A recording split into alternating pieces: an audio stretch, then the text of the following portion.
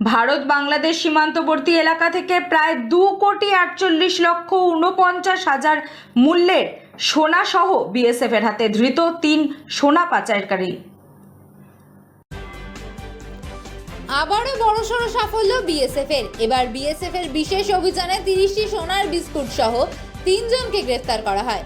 বিএসএফের 4th ব্যাটালিয়নের জওয়ানরা বাংলাদেশ থেকে ভারতে পাচারের আগে চোরা কারবারিদের গ্রেফতার করে। উদ্ধার হওয়া সোনার বাজার মূল্য 2,48,49,920 টাকা।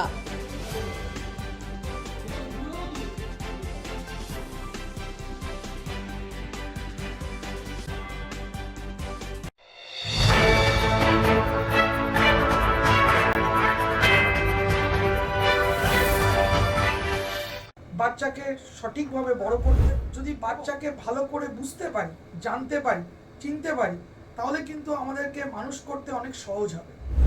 আমরা একটা উপায় আমাদের কাছে আছে, PMIT, ডার্মাটোগ্রাফিক্স মাল্টিপল ইন্টেলিজেন্স টেস্ট। আমরা আজকে